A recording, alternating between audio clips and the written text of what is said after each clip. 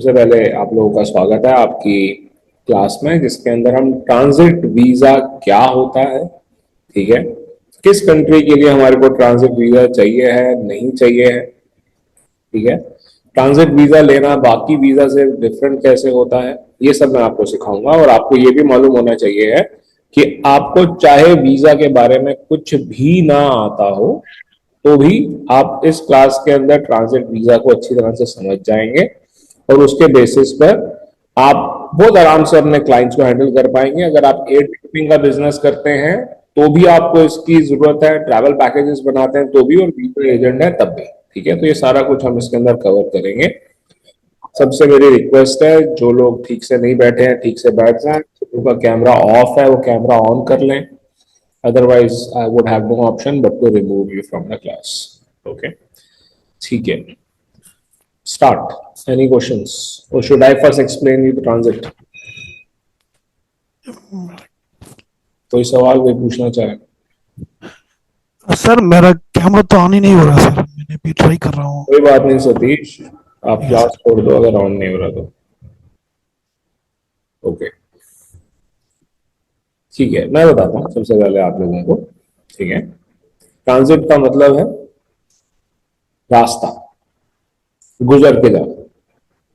आप जब किसी एक देश से गुजर के किसी और देश में जा रहे हैं, तो जिस देश से आप ट्रांजिट कर रहे हैं, जिस देश से आप गुजर के जा रहे हैं, उसका स्पेसिफिकली गुजर के जाने के लिए जो वीजा है उसे ट्रांजिट वीजा कहा जाता है।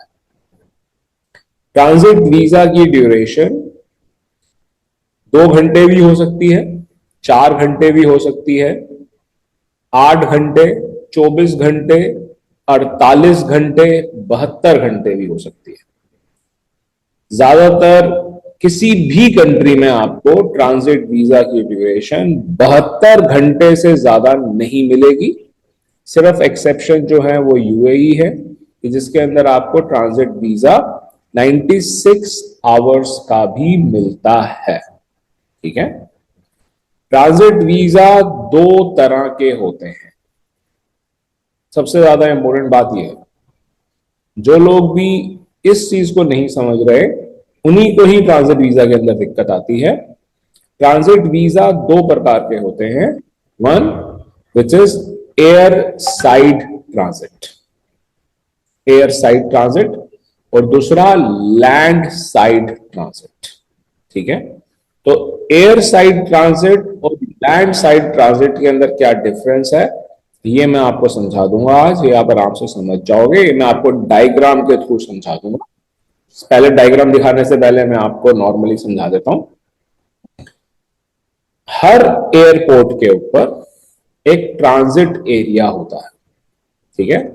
जब आप किसी भी कंट्री में लैंड करते हैं, ठीक है, आप फ्लाइट लेके, आपने इंडिया से जब फ्लाइट ली, ठीक है, मान लेते हैं कि आप स्विट्जरलैंड जा रहे हैं, तो जब आप स्विट्जरलैंड में लैंड करते हैं तो स्विट्जरलैंड में लैंड करके जब आप एयरपोर्ट से बाहर आते हैं तो आप स्विट्जरलैंड के अंदर नहीं हैं, आप इंटरनेशनल बफर जोन कह सकते हैं इसको, आप इसको ट्रांजिट एरिया कह सकते हैं, आप इंटरनेशनल जोन में, ठीक है।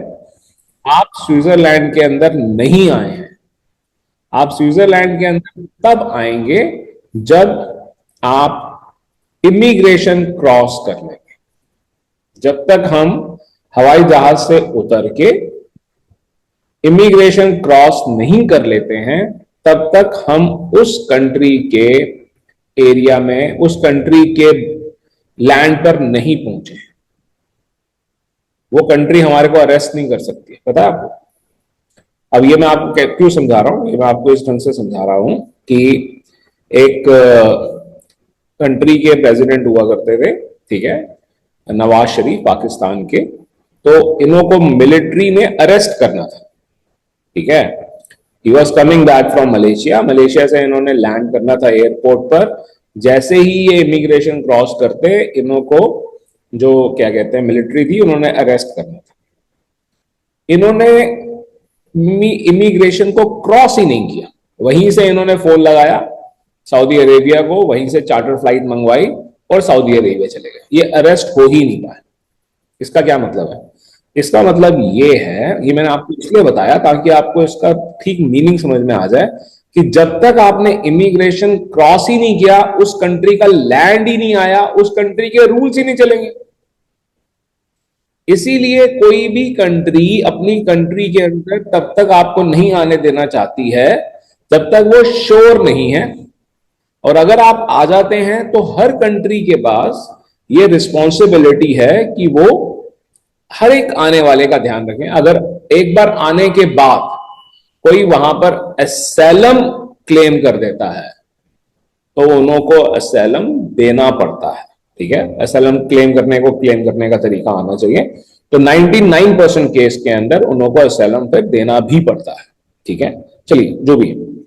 तो ये जब तक हम इमिग्रेशन के ऊपर नहीं आए तब तक हम उसी रास्ते से हम डिपार्चर में चले गए, दूसरे डिपार्चर में चले गए। ठीक है, क्यों? क्योंकि ये हमारी कनेक्टिंग फ्लाइट थी, तो ये एयर साइड ट्रांजिट था। It was air side transit.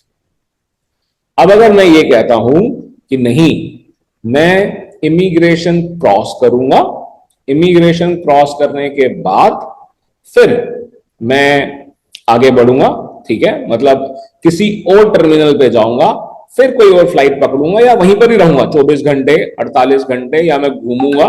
ठीक है, मान लेते हैं कि मेरे को 8 घंटे का ट्रांजिट वीजा मिला है और मैं ये कह रहा हूं कि मैं इमिग्रेशन को क्रॉस करूंगा और इमिग्रेशन को क्रॉस करने के बाद घूमूंगा, घूमने के बाद जब मैं वापस आऊंगा, फिर मैं वापस आऊंगा, तो इसका मतलब मैं उस कंट्री के लैंड में आ रहा हूं ना। ठीक है, तो इस केस में मेरे को लैंड ट्रांजिट चाहिए है। ठीक है, तो लैंड ट्रांजिट का अलग रूल होता है और एयर ट्रांजिट का अलग रूल होता है। So you have to understand that. Air transit will have a different rule and land transit will have a different rule. ठीक है, तो आई होप मैंने आप लोगों को ये तो समझा दिया कि ट्रांजिट क्या होता है, एयर ट्रांजिट क्या होता है और लैंड ट्रांजिट क्या होता है। अब बताइए, किसी के भी जो भी सवाल है प्लीज स्टार्ट कीजिए।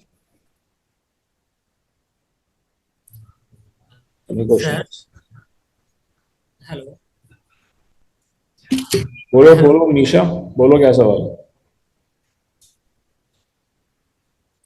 Transit में we don't have to cross the immigration. It's just we are going to the connecting flight only through the airport, right?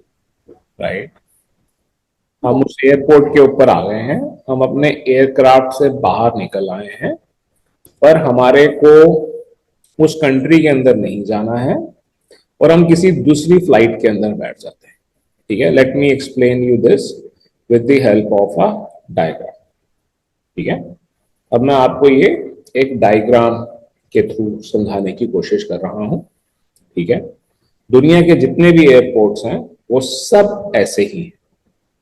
ठीक है, यहां पर मैंने आपका रनवे दिखाया है, दिस इज योर रनवे जहां पर फ्लाइट होती है।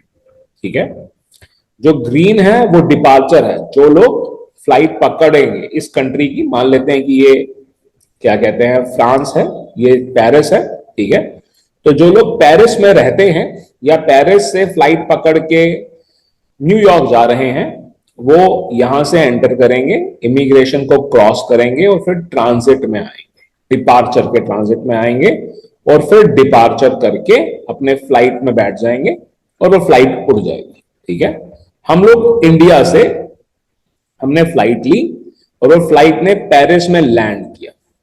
ठीक है, हम अराइवल पर आए, वी केम ऑन अराइवल। जब हम अराइवल पर आए, हमें अराइवल पे आकर अगर एंटर करना है तो हम इमिग्रेशन पर जाएंगे, अगर हमें फ्रांस में एंटर करना है।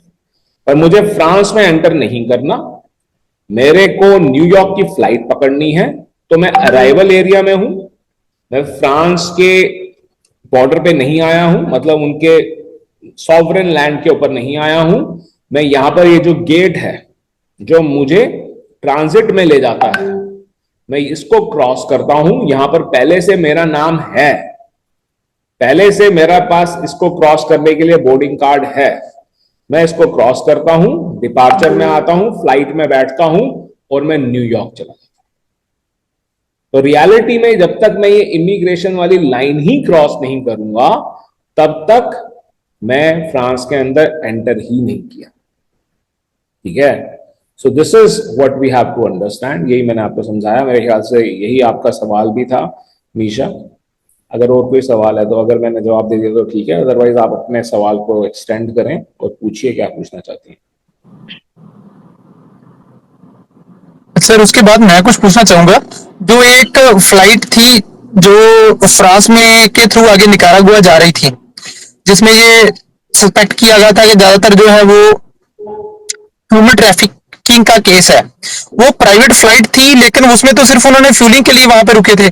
उसको भी उन्होंने जो फ्रेंच अथॉरिटीज ने उसने रेड किया एंड कैसे, सर वो कैसा सिनेरियो था? बड़ा अच्छा सवाल है। ठीक है, पहली बात तो ये कि ये ट्रांजिट का सवाल कम है और डोंकी का और असैलम का ज्यादा है। ठीक है, मैं आपको जवाब सर सब कुछ ओवरलैप है इसमें। एक्चुअली ट्रांजिट, असैलम और इलीगल एंट्रीज ये आपस में मिली जुली। ठीक है, ये जो ट्रांजिट को समझ जाएगा वो असैलम को भी, जो असैलम करना चाहता है उसको ट्रांजिट मालूम होना चाहिए, जो ट्रांजिट करना चाहिए चाहता है उसको असैलम के बारे में मालूम होता है। ठीक है, और जो इलीगल एंट्री करना चाहते हैं उनको इन दोनों के बारे में मालूम होता है। उन्हें ट्रांजिट का भी समझ होती है, उनको असैलम के रूल्स पता होते हैं, और तीसरी सबसे ज्यादा इंपॉर्टेंट नॉलेज जो उनके पास होती है वो होती है एयर टिकटिंग की। ठीक है, चलो मैं अब आपके सवाल पर आ जाता हूं। ठीक है, आप जो बता रहे हैं, सबसे पहले मैं आपको ये बता दूं कि this is something is possible only with defunct airlines. ठीक है, वो जो एयरलाइन थी जिसके अंदर ये किया गया था वो एक डिफंक्ट एयरलाइन थी, मतलब कि वो एयरलाइन बंद हो चुकी थी। ठीक है, उसको चार्टर किया गया था, राइट, और उसने रिफ्यूलिंग के लिए वहां पर रुकना था। ठीक है, रिफ्यूलिंग के लिए जब आप रुकते हो, ठीक है, और वो भी जरूरी नहीं था कि वो पेरिस में ही रुके, there were other options also, right, but उनको फोर्स करके वहां पर रोका गया। ठीक है, और सारे के सारे लोगों को ऑफलोड किया गया। जब सारे लोगों को ऑफलोड किया गया तो सबको ये ऑप्शन दी गई कि अगर आप असैलम लेना चाहते हैं तो असैलम ले सकते हैं। उनमें से 6 लोगों ने असैलम भी लिया। ठीक है, क्योंकि किसी के पास भी प्रॉपर डॉक्यूमेंट थे ही नहीं कहीं पर भी जाने के, इसीलिए उनको वापस इंडिया भेज दिया गया। इस फ्लाइट के ऑफलोड होने से पहले ऐसी 7 से ज्यादा फ्लाइट्स जा चुकी थी भरकर। ठीक है, तो अगर कोई भी, देखिए अगर मैं हवाई जहाज उड़ा रहा हूं, ठीक है, और अगर मेरे पास किसी भी एटीसी से, एयर ट्रैफिक कंट्रोल से, अगर मेरे पास इंस्ट्रक्शन आती है कि आपको इस एयरक्राफ्ट को लैंड करना है तो लैंड करना पड़ेगा। ठीक है, जैसे कि आप सड़क के ऊपर आप गाड़ी चला रहे होते हैं और पुलिस की गाड़ियां दोनों तरफ से आके आपको रोक सकती हैं, उसी ढंग से हवाई जहाज को भी हवा के अंदर रोका जा सकता है, फोर्स करके लैंड कराया जा सकता है।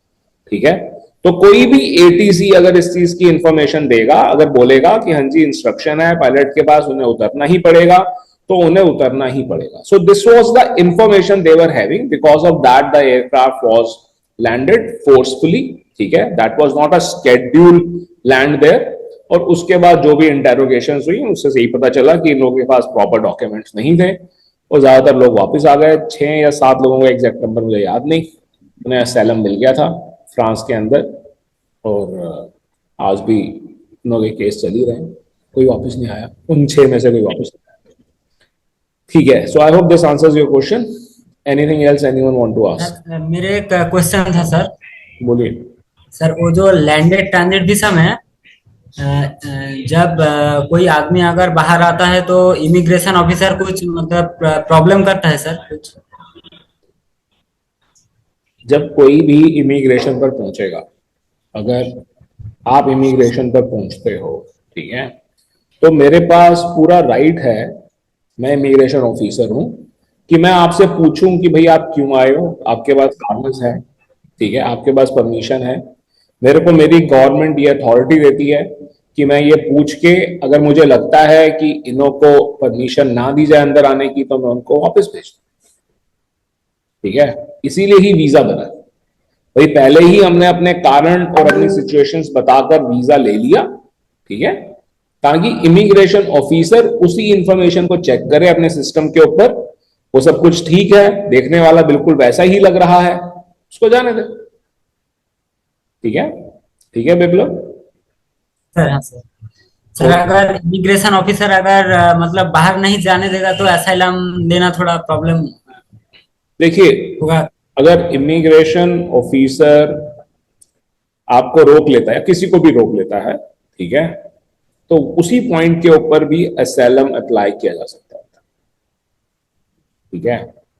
असाइलम जैसे अभी हम ट्रांजिट की क्लास कर रहे हैं, ऐसे ही हम असाइलम की भी क्लास करते हैं, कई हुई हैं पहले भी, उनकी रिकॉर्डिंग भी है, और ऐसे ही आप लोग क्लास शेड्यूल को देखते रहें तो आपको असाइलम की क्लास की भी डेट कभी ना कभी मिल जाएगी, और उसको ज्वाइन करके असाइलम के सवालों को भी पूछिएगा। अभी नहीं तो हम अपने ट्रांजिट को ही खत्म नहीं कर पाएंगे, ठीक है। और कोई सवाल, anything else anyone want to ask? तो मुझे एक चीज पूछनी है, जैसे आपने भी बोला कि 96 आवर्स से ऊपर नहीं होता ट्रांजिट वीजा, तो मैंने मतलब किसी का मैं वीडियो देख रहा था तो वो उसको यूएस जाना था, तो वो लेकिन साउथ कोरिया जाके वो 1 मंथ के लिए रुका था, वो तो वो ट्रांजिट वीजा के अंडर था या फिर वीजा लगवा के normal visitor visa. Normal visitor visa पे रुका हुआ, फिर वो वहां से फिर यूएसए गया होगा? हाँ बिल्कुल, देखिए, सबसे पहले तो थोड़ा सा अगर आप ट्रैवल एक्सपर्ट हैं तो आपको मैप भी देखना चाहिए, ठीक है। और ये भी मैं आपको बता दूं कि अगर हमारे पास यूएसए का वैलिड एंड यूज्ड वीजा है तो हमको साउथ कोरिया का वीजा नहीं चाहिए, ठीक है। तो ट्रांजिट वीजा नहीं लेना पड़ेगा, कोई भी वीजा नहीं लेना पड़ेगा अगर हमारे पास South Korea is the gateway to USA, ठीक है। 7 घंटे लगते हैं सिर्फ वहां से, अगर आप सियाटल जा रहे हैं, कैलिफोर्निया जा रहे हैं, ठीक है। और this is a country which is more like USA, चलो जो भी है उसमें हमें कुछ लेना देना नहीं। तो अगर कोई भी दोबारा जा रहा है, एक बार पहले भी जा चुका है, ठीक है, उसके पास वैलिड वीजा है, एक बार यूएसए का वीजा वो यूज कर चुका है, तो हम साउथ कोरिया बिना वीजा के एंटर कर सकते हैं। Sir sir I am not sure, but वो उसका फर्स्ट ही था मेरे ख्याल से, उसका मतलब वीजा लगा ही था यूएसए का, उससे पहले यूएसए नहीं गया था, तो उसने नॉर्मल वीजा लिया होगा साउथ कोरिया का, फिर वो वहां से गया होगा, ट्रांजिट वीजा के अंडर नहीं है मतलब ये? नहीं, कोई भी ड्यूरेशन जब 4 दिन से ज्यादा, 96 आवर्स का मतलब है 4 दिन, तो आपको नॉर्मल वीजा लगाना पड़ेगा भाई, आप गुजर थोड़ी ना रहे हो, ठीक है। और ट्रांजिट वीजा हम क्यों लगाते हैं और नॉर्मल वीजा हम क्यों लगाते हैं, इसका मतलब ही समझो, इसका डिफरेंस समझो आप। ट्रांजिट के अंदर हमारे को फाइनेंशियल डॉक्यूमेंट्स नहीं देने होते हैं, ओके ठीक है। हमारे को ऑनवर्ड का देना होता है, ठीक है, कि हाँ हम ऑनवर्ड जा रहे हैं, ऑनवर्ड की हमारे पास कंफर्म टिकट है, ठीक है।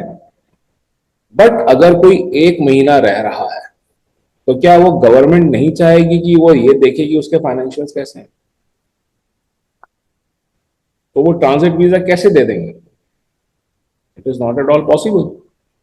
भाई आप 1 महीने के लिए जा रहे हैं, जब आप इमिग्रेशन के अंदर इमिग्रेशन पर पहुंचेंगे, आप कह रहे हैं कि ठीक है मैं ट्रांजिट कर रहा हूं, मेरा ट्रांजिट वीजा है, ठीक है, तो उसकी एक पर्टिकुलर ड्यूरेशन है, उसके बाद आप वापस जाओगे। मान लेते हैं कि कोई वापस नहीं जाता है तो वो या तो वहां से एक्सटेंशन लेगा, 1 महीने का ट्रांजिट वीजा नहीं अप्लाई किया जा सकता। जहां आप कहोगे कि मेरी ड्यूरेशन जो है वो 1 महीना है, तो normal tourist visa, it is not going to be a transit visa. Clear है? और बताइए और कोई सवाल? Sir, in this case of airside transit visa, it even implies for the convict or the person who is carrying drugs also. What? I didn't understand. In this case of airside transit visa, you said that the immigration doesn't have, unless or until he cross the immigration, the country doesn't have the rights to arrest this person. It even implies for the convict. International law will apply, that country's law will not apply. Okay, sir. Okay, I got it. The law related to drugs is an international law. It is not a country law, right.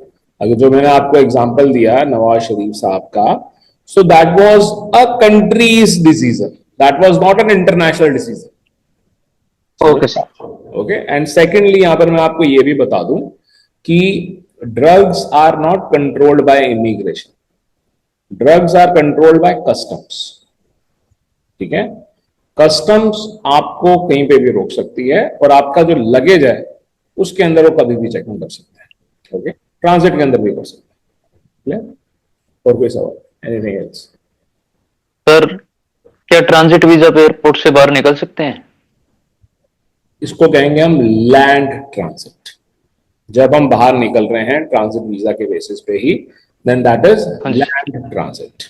ठीक है, जैसे कि मैं मान लीजिए कि New York जा रहा हूं, ठीक है, और मेरी जो फ्लाइट है वो वाया पेरिस है। एयर फ्रांस क्योंकि हमारे को सस्ता फेयर देता है, या फिर जैसे अभी विजय ने कहा कि मैं मान लीजिए कि मैं सियाटल जा रहा हूं और मेरी जो फ्लाइट है वो वाया सियोल है। ठीक है, जब मेरी फ्लाइट वाया सियोल है तो मैं ये कह रहा हूं कि मेरे को आप ट्रांजिट वीजा दे दीजिए, लैंड ट्रांजिट दे दीजिए, ताकि मैं सियोल सिटी भी घूम लूं। ठीक है, तो कहते हैं अच्छा ठीक है, आपको 24 घंटे का चाहिए, हम दे देते हैं। 48 घंटे का चाहिए, दे देते हैं। ठीक है, आपको इससे ज्यादा ड्यूरेशन का चाहिए तो फिर प्रॉपर वीजा, ठीक है, वो पूरा का पूरा आप अप्लाई करो, अपने फाइनेंशियल भी प्रूव करो, फिर हम देंगे। ठीक है, तो जब आप एयरपोर्ट से बाहर निकल रहे हो और अगर वो ट्रांजिट वीजा है तो वो लैंड साइड ट्रांजिट वीजा है। ठीक है, क्लियर है? हाँ जी। अगर मैंने फ्लाइट वाया स्विट्जरलैंड ली है, मान लीजिए मैं कनाडा जा रहा हूं और मेरी फ्लाइट वाया ज्यूरिक है, तो मैं मतलब बेवकूफी करूंगा कि मैं ज्यूरिक ना घूमूं। ठीक है, कनाडा का मेरा वीजा है, ठीक है, एयर साइड ट्रांजिट नहीं चाहिए। ठीक है, जितने भी लोग शेनेगन के केस में ये सोचते हैं कि शेनेगन का हम लोगों को ट्रांजिट वीजा लेना पड़ेगा पहले से, हम वहां से होते हुए नहीं जा सकते हैं, एयर साइड ट्रांजिट नहीं चाहिए। ठीक है, बट अब मेरी इच्छा ये है, चलो मेरे को मेरी फ्लाइट जो है वो रुकेगी 8 घंटे 10 घंटे 12 घंटे रुकनी है, तो मेरे पास ऑप्शन है कि मैं ट्रांजिट एरिया में ही रहूं। मैंने समझाया ना कि वहां से निकल के मैं ट्रांजिट पे ही रहता हूं। ठीक है, और ट्रांजिट के अंदर होटल होता है, हर बड़े एयरपोर्ट के ट्रांजिट एरिया के अंदर होटल होता है। तो अगर मेरे को 10 घंटे 12 घंटे 24 घंटे अगर ट्रांजिट में ही रुकना पड़ रहा है तो मैं होटल लेके भी रह सकता हूँ। ठीक है, होटल में रूम बुक कर सकता हूँ, और वो होटल में रूम बुक भी सिर्फ वही कर सकते हैं जो ट्रांजिट में है, जिनकी फ्लाइट है आगे की। बाहर से आके कोई नहीं बुक कर सकता। ठीक है, नहीं तो वहां पर पॉड्स होते हैं, ठीक है, जिनके अंदर जो जिसके पास पूरे पैसे नहीं है, मतलब जिसके पास थोड़े से फंड्स वो बचाना चाहते हैं, तो पॉड भी ले सकता है और सो सकता है। ठीक है, पर मैं ये चाहता हूं कि मैं 24 घंटे एयरपोर्ट पे ना रहकर मैं बाहर जाऊं, तो मैं लैंड ट्रांजिट स्विट्जरलैंड का अप्लाई करूंगा। अगर मैं एक टूरिस्ट वीजा अप्लाई करता हूं स्विट्जरलैंड का, तो मेरे को अपने फाइनेंशियल्स भी दिखाने होंगे, सारा कुछ दिखाना होगा। बट जब मैं land side transit visa apply कर रहा हूं स्विट्जरलैंड का, तो मेरे को फाइनेंशियल्स नहीं दिखाने होंगे। तो मेरी जो ऑनवर्ड जर्नी है, मुझे उस ऑनवर्ड जर्नी का वीजा और उस ऑनवर्ड जर्नी की कंफर्म्ड टिकट मेरे को दिखानी। ठीक है, और मेरे को ये वीजा मिले।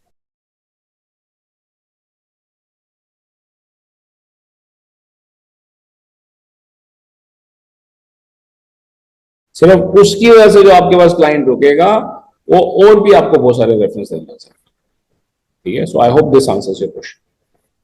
क्लियर? चार्ज उल्टे सीधे कहां लिए जाते हैं?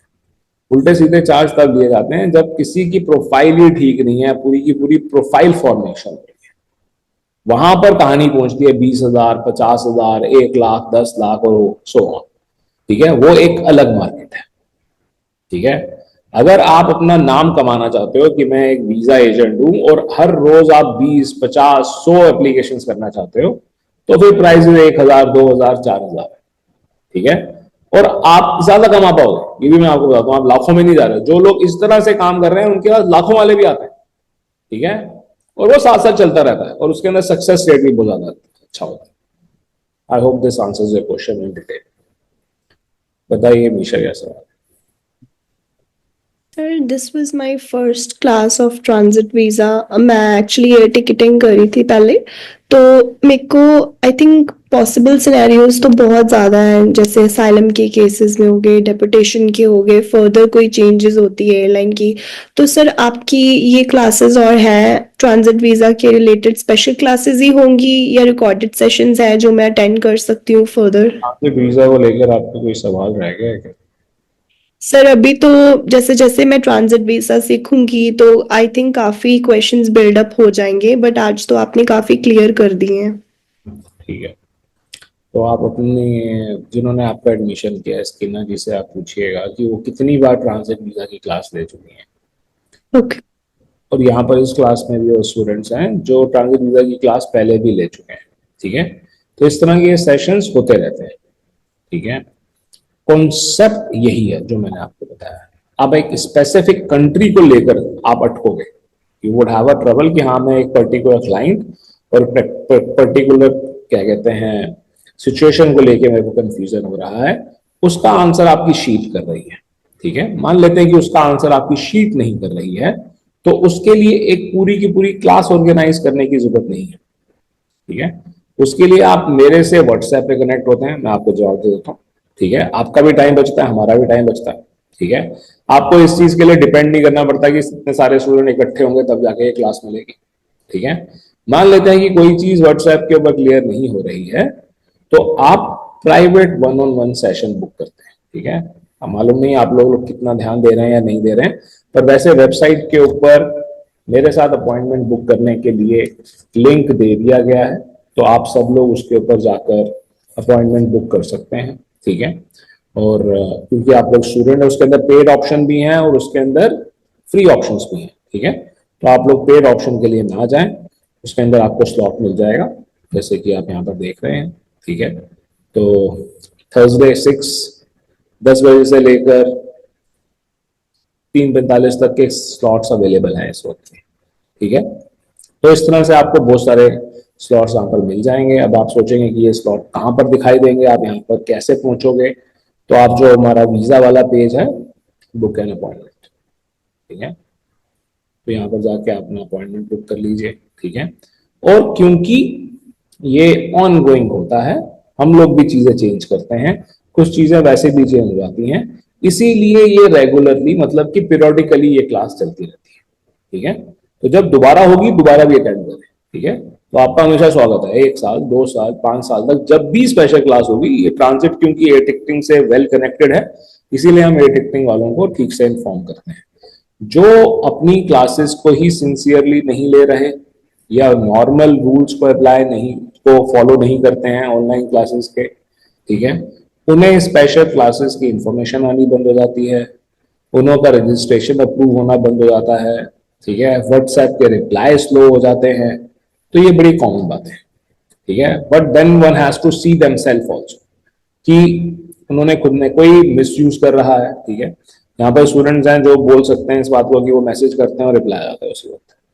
ठीक है, so this is all is there, so don't worry about it. ठीक है, आपके जब भी सवाल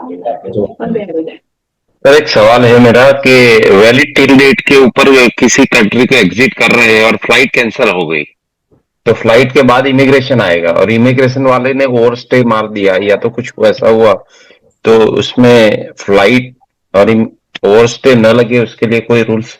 देखो सुनो, आपका सवाल मेरे को एक तो पूरे ठीक ढंग से आपने सवाल को रखा नहीं, पर मैं आपका जो अर्थ है वो समझ गया। आपका कहने का मतलब यह है कि ओवरस्टे इसलिए हो रहा है क्योंकि फ्लाइट की गलती है, फ्लाइट कैंसिल हो गई। ठीक है, तो उस केस में जो ट्रैवलर है उसको कोई नुकसान ना हो। किसी भी इस तरह के कारण से ट्रैवलर को वैसे भी कोई इम्पैक्ट नहीं। ठीक है, फ्लाइट कैंसिल होगी तो लाउंज भी मिलेगा, होटल स्टे भी मिलेगा, सब कुछ मिलेगा और ओवर स्टे भी नहीं कहलाएगा। ठीक है, तो वो सब कुछ बड़ा कॉमन है, नॉर्मल है, तो उस केस में आपके क्लाइंट को कहीं कोई दिक्कत नहीं आएगी। ठीक है, योर क्लाइंट शुड डिमांड, जब फ्लाइट कैंसिल होती है तो एयरलाइन के मैनेजर्स को ये ऑप्शन दी जाती है, उनको बोला जाता है कि भाई देखो यार जो जैसा है ना उसको वैसा हैंडल करो। ठीक है, किसी को सबवे खिला दो वो खुश हो जाएगा। ठीक है, किसी को लाउंज का पास दे दो वो लाउंज में बैठ जाएगा। वो नहीं होटल भेज दो। ठीक है, दूसरे दिन की फ्लाइट है। चाहे दूसरे दिन की हो चाहे तीसरे दिन की हो। तो आपका क्लाइंट अगर डिमांड करेगा 2 दिन के 3 दिन के बाद की होगी, उसे 3 दिन का होटल मिलेगा, ठीक है। उस केस में उसको वीजा भी मिलेगा, उसको गाड़ी मर्सिडीज लेकर जाएगी, होटल में ठहराएगी, वहां भी खाना खिलाएगी, वापस भी लेकर आएगी, ठीक है। तो उसको क्लाइंट को ये बात डिमांड करनी पड़ेगी, ठीक है। अदरवाइज वो हो सकता है बोले हाँ सर ठीक है कल है। कभी भी एयरलाइन 2 दिन नहीं बोलती, कभी भी 24 घंटे नहीं बोलती। एयरलाइन हमेशा ये बोलेगी कि जी 10 घंटे बाद है, 12 घंटे बाद है, और उसको 12 घंटे को 14 घंटे कर देंगे, 18 घंटे कर देंगे, धीरे धीरे धीरे धीरे उसे एक्सटेंड करते चले जाएंगे, ठीक है। But I hope this. ऐसे सिचुएशंस में मैनेजर तो फेस ही नहीं करते सर। हाँ जी सर ऐसी सिचुएशन में मैनेजर्स तो सर अटेंड ही नहीं करते, टूरिस्ट के सामने नहीं आते। नहीं नहीं, बिल्कुल आते हैं। समझिए इस बात को कि जब फ्लाइट कैंसिल होती है, ऑब्वियसली एयरलाइन के अंदर मान लेते हैं लुफ्थांसा, केएलएम जैसी कोई, ठीक है, बड़ी एयरलाइन की हम बात कर रहे हैं, ठीक है। तो 20 लोगों का स्टाफ होता है एयरपोर्ट के ऊपर, मैनेजर उसमें से मुश्किल से 3 होते हैं, ठीक है। सबको ब्रीफ कर दिया जाता है कि फ्लाइट कैंसिल है, सब बात कर रहे होते हैं पैसेंजर से, क्योंकि पैसेंजर भी तो 300 हैं, ठीक है। पैसेंजर भी कोई 200, 250, 300, 400, 450 पैसेंजर हैं। तो ऑब्वियसली 3 लोग तो उनसे बात करेंगे नहीं, सब लोग ही उनसे बात कर रहे हैं, ठीक है। अब जो ज्यादा शोर मचाएगा उससे मैनेजर जरूर बात करेगा, बिजनेस क्लास वाले से मैनेजर बात करेगा। जो शोर नहीं मचाएगा, जो वैसे सेटल हो जाएगा तो सेटल हो जाएगा, उसमें क्या दिक्कत है, ठीक है। पैसे भी मिलते हैं। If someone demands, even the money is also given any time. अब थोड़ा कैश को एयरपोर्ट के ऊपर कम कर दिया गया है, क्योंकि एयरपोर्ट स्टाफ ही उसको मिसयूज किया करता था, पासेस और कूपन्स वगैरह ज्यादा करते हैं, ठीक है। सर जैसे आपने एक पॉइंट ऐड किया था, अगर किसी को लग्जरी प्रूव करना है तो नॉर्मली जैसे लोग कई आते हैं तो वो प्रेफर करते हैं एमिरेट्स, सिंगापुर जो है, या लुफ्थांसा ट्रैवल करना है दूसरी कंपैरेटिवली। तो अगर वो ट्रांजिट वीजा है, उसके बाद वहां पे अपग्रेड वगैरह उसने करवाना तो वो करवा सकता है। फिर से बोल रहे हैं, अगर जैसे कोई ऐसा क्लाइंट लगता है जिसको लगता है कि हमें कुछ वैल्यू ऐड करनी है, थोड़ी उसको लग्जरी फील देनी है, जब उसका ट्रांजिट वीजा वगैरह करवाते हैं तो उसके बाद वो वहां पे अपग्रेड का ऑप्शन कोई आता है कि पहले उसको अपग्रेड के लिए रिक्वेस्ट वगैरह डाल दें? अपग्रेड एयरलाइन का या जो फ्लाइट टाइप का रहता है, जो इकोनॉमी से जो है क्या प्रायोरिटी हो गया या प्रायोरिटी से बिजनेस हो गया, just as a value addition. Upgrade की ऑप्शन आपको बुक करते हुए भी मिलती है, ठीक है, वेब चेकिंग करते हुए भी मिलती है, बोर्डिंग करते हुए एयरपोर्ट के ऊपर जब आप बोर्डिंग कर रहे हैं तब भी मिलती है, और कई बार बोर्डिंग करने के बाद फ्लाइट में घुस गए हो आप, फ्लाइट में आप अपनी सीट पर बैठ गए हो, तब भी मिलती है, ठीक है। तब भी वो अनाउंस करेंगे कि yes we have a business class seat vacant, if someone would like to pay this amount we can upgrade them, ठीक है। तो ये ऑप्शन किसी एयरलाइन के अंदर आपको हो सकता है कि चारों स्टेज पे मिल जाए, किसी एयरलाइन के अंदर एक भी स्टेज पे ना मिले, ठीक है। जैसे कि अगर वो फ्लाइट ही ऐसी है जिसके अंदर है ही सिर्फ इकोनॉमी क्लास, तो कहीं पर भी ऑप्शन नहीं मिलेगी, ठीक है। और भी सर ठीक है, अगर आप लोगों के सवाल खत्म हो चुके हैं। कैसे हो भाई Chetan? Good to see you all, ठीक है। बाकी अपने क्लास शेड्यूल देखें, 7 तारीख से ऑस्ट्रेलिया का बैच स्टार्ट हो रहा है, ठीक है। क्लास शेड्यूल के अंदर दिया गया है, जी जी सर मैंने देखा। जो भी क्लासेस नई स्टार्ट हो रही हैं क्लास शेड्यूल के अंदर दी गई होती हैं। क्लास शेड्यूल शीट को हम कहीं नहीं बंद करने वाले हैं, अपनी क्लासेस को उसके अंदर देखें। कनाडा का टाइम भी उसके अंदर आ जाएगा, ठीक है, और बाकी कंट्रीज का भी शनिगन का नया बैच स्टार्ट हो जाएगा। तो सारे आप क्लास शेड्यूल देखते रहेंगे तो आप लोग बहुत सारे बेनिफिट ले पाएंगे। सर जैसे शनिवार का मैंने 14 को ज्वाइन किया था तो वो 7 से स्टार्ट हुआ, तो जब नेक्स्ट बैच स्टार्ट होता है तो उसका इनिशियल वाला वो ज्वाइन करना चाहिए या कैसे है? तो आपने शीट में काफी इंपॉर्टेंट डाटा दिया हुआ है, बट जो लाइव डिस्कशन करते हैं जिस मोड में आके डिस्कशन होती है तो उसका तो कोई अल्टरनेटिव। आज आपने जो अपनी क्लास में मिस किया है ना, वो जितनी भी आपने क्लासेस ली हैं उसके अंदर भी शायद आपने वो उतना इन डेप्थ नहीं सीखा होगा, ठीक है। मतलब स्टूडेंट ये नहीं समझ पा रहे थे कि प्रॉपरली उसको मेंशन कैसे करना है। चलो जो भी है, कहने का मतलब ये है कि हम आपको कोई लिस्ट देख के नहीं पढ़ा रहे हैं, हर क्लास को होती है। अगर आपको परमिशन मिल रही है दोबारा से ज्वाइन करने की तो ज्वाइन करने में कोई बुराई नहीं है, ठीक है। और जैसे आप कार में बैठ के क्लास ले रहे हो तो दोबारा ज्वाइन करने की परमिशन मिलना थोड़ा मुश्किल है। चलो एक बार दे दीजिएगा, आगे से फिर मैं प्लान करके चलूंगा कि ऐसी सिचुएशन में। बिल्कुल बिल्कुल परमिशन है, जरूर ज्वाइन। ठीक है। सर शेंगेन का बैच शुरू कब से हो रहा है नया? बिकॉज नहीं, मैंने आपको उसी बताया के कि इस सब के लिए आप क्लास स्केड्यूल को देखें। क्लास स्केड्यूल शीट के ऊपर सब कुछ लिखा हुआ आएगा। आज जब आपने रजिस्टर किया है तो रजिस्ट्रेशन के लिए जो आपके पास मैसेज आया था उसके अंदर हाँ जी। क्लास स्केड्यूल शीट का भी लिंक है। और जब भी किसी बट का सर होता है, उसमें तो नवंबर की डेट दिखा रहा है। नहीं, आप कुछ गलत देख रहे हो। नहीं, वो अपडेट हो गया है, आपने शायद पहले देखा, अभी अपडेट हो गया। ठीक नहीं, है। मेरे को तो रितु ने एक शीट भेजी सर है, उसमें यूरोप का मुझको वो कुछ नहीं। जैसे बालकनी हमको भी सर, शेड्यूल हमको भी शॉर्ट नवंबर शॉर्ट का वीजा का कर रहे हैं अभी कोई? हाँ जी। सर यूरोप में शेंगन और बालकनी कंट्रीज का शॉर्ट हो रहा है कहीं का वीजा से कर रहे हैं ऐसे? जो शॉर्ट ही है हमारा, जो स्टूडेंट वीजा करता वो तो मेरे को मालूम है सर। है। आप तो क्या कहते हैं, मुझसे नंबर ले चुके हो, क्यों लगे नहीं आपके वीजा, गए नहीं अभी तक? जो मैं आपको सिखा रहा हूँ आप उसको अगर सर उस चीज में तो डाउट ही नहीं है, आपकी क्लास मिस हो जाती है ऐसे लगता है पता नहीं क्या छूट गया, उस चीज में कोई डाउट नहीं आप नजर नहीं आते तो मुझे भी यही लगता है कि पता नहीं मेरे स्टूडेंट। है। नहीं सर, जैसे लास्ट टाइम आपने टर्की का करवाया था, टर्की की दोबारा गारंटेड वीजा की क्लास होगी। बहुत दिन हो गए टर्की की क्लास नहीं हुई है। सर एक तो टर्की की क्लास जो है वो इन्होंने यूट्यूब ने हमारी रिमूव भी कर दी थी। मालूम है सर। तो मैनेजमेंट ने भी उसके अंदर कुछ गलतियां निकाल दी थी। तो डिटेल में हम टर्की की क्लास जल्दी करेंगे। क्लास शेड्यूल शीट देखते रहिएगा, उसके अंदर डेट आ जाएगी। सर प्लीज एक दो कंट्री और ऐड कर देना उसके लिए। Cyprus and Croatia. Thank you very much. ठीक है, इन्हों की भी date. Thank you sir, thank you in advance for Cyprus and Croatia. बिल्कुल। बताइए विप्लव, बोलो क्या सवाल है। विप्लव, आपने एडमिशन लिया है कि आपके फादर ने एडमिशन लिया? नहीं नहीं सर, मैंने ही एडमिशन लिया। उन्होंने फोटोग्राफ तो कोई और भेजी थी। नहीं नहीं सर, वो मेरा थोड़ा मतलब पहले का फोटोग्राफ था, तो मेरा चिकन पॉक्स हुआ था तो इसलिए। यार पहले की फोटोग्राफ में आप जवान हो जाओ, वो कैसे हो जाओगे? नहीं नहीं सर, मेरा एक्चुअली बुजुर्ग 21 साल है। फोटोग्राफ है। मेरा उम्र सर 21 साल है। तो वो तो फोटोग्राफ किसी ऐसे 40-45 साल के इंसान की है। नहीं नहीं नहीं सर, एक्चुअली क्या है कि मेरा चिकन पॉक्स हो गया था तो मैं थोड़ा चलो ठीक है, अब मैंने आपका स्क्रीनशॉट ले लिया। अगर कोई और आएगा तो उसे रिमूव करते हैं। सर एक क्वेश्चन था छोटा सा। और एक बात है सर, और एक बात सर। बोलो। सर एक्चुअली क्या है कि सर मैंने आपको YouTube में देख के ही सर मैंने एडमिशन लिया। सर आप बहुत अच्छा पढ़ाते हैं सर YouTube में, आपका जो नॉलेज है सर मुझे मतलब बहुत अच्छा लगा। आप जिस दिन मिलोगे मेरे से, आप यू विल स्टार्ट हेटिंग मी। नहीं नहीं ऐसा नहीं है सर। ऐसा है? नहीं सर ऐसा नहीं है। ऐसा अरे है सर ऐसा आईटी एडवोकेट बंदे को आपकी क्लास ऐसा आपको सुनते हैं। बिल्कुल है। नहीं सर, मैं एग्री नहीं करता। नहीं नहीं ऐसा है। सर, जो और एक एग्री बात है करते हैं वो सर। एडमिशन ही लेते ना। एक बात है इसको सर, मैं और यहीं एक से बात बता है सर। देता हूँ, वो कभी एडमिशन नहीं लेते हैं। मनीष सर, तो और एक बात है मेरे सर। को हेट करते होंगे। मनीष ने आईटी का बंदा एडवोकेट सिर्फ आपको सुनता है सर। चलो मैं सर, आपको ये कहूंगा मेरा कि और एक बात है सर। मेरी तारीफ मैं तब एक्सेप्ट करूंगा, मतलब आपके शब्दों की कोई वैल्यू नहीं है।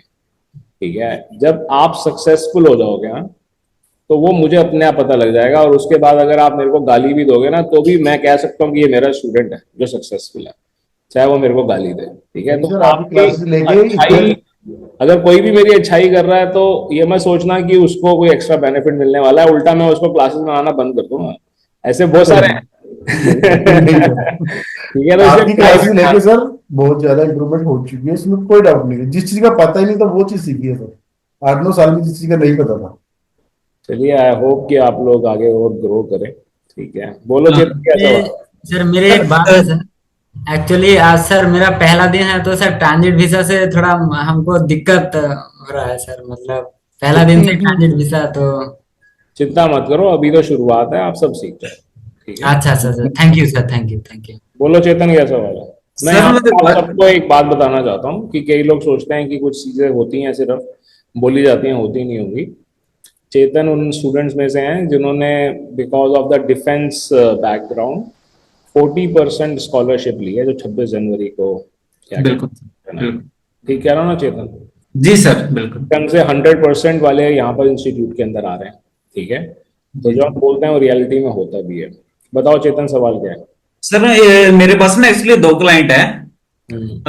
एक का रिफ्यूजल आया था स्टडी वीजा का पिछले साल 2024 में दिसंबर में। और दिसंबर में उसने मेरे से 2 आईडीआर फिल करवाई थी 23-24 असेसमेंट ईयर की।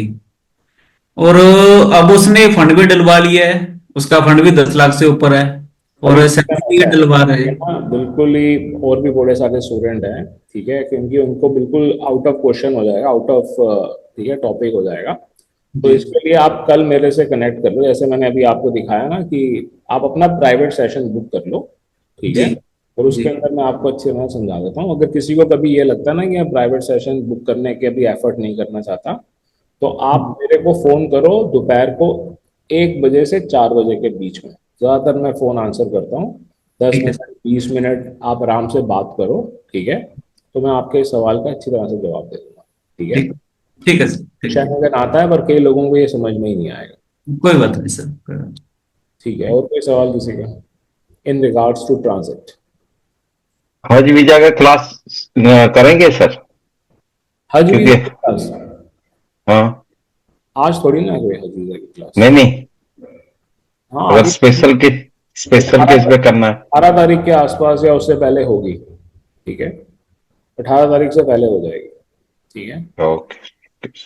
ठीक है, तो यहाँ कंक्लूड करते हैं, और नोट्स जिनको चाहिए वो मुझे व्हाट्सएप कर दें। Thank you. सर आपका नंबर? मेरा नंबर? जी, मेरी फर्स्ट क्लास है सर। मैं आपको व्हाट्सएप करता हूँ, ठीक है।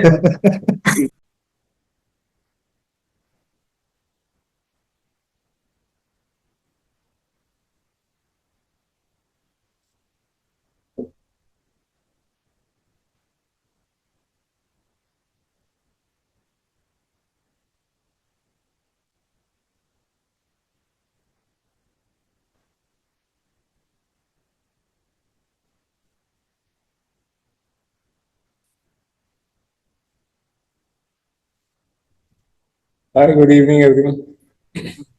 Good evening sir. Very good evening, कैसे हैं सब लोग? Good evening sir. कैसे विद्यु, इतने दिनों के बाद?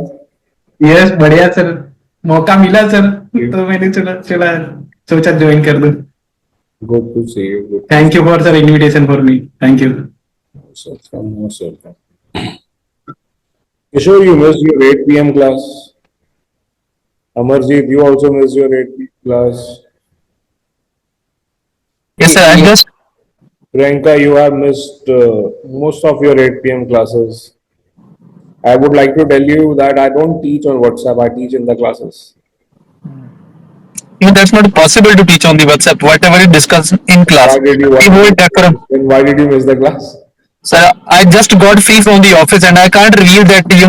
I'm even right now I'm in car. That is Unfortunate. I'm gonna remove everyone who is not sitting on table and a chair. Fully. So I'll welcome you all in your class for transit visa. Okay. So before we start, any general questions? First of all,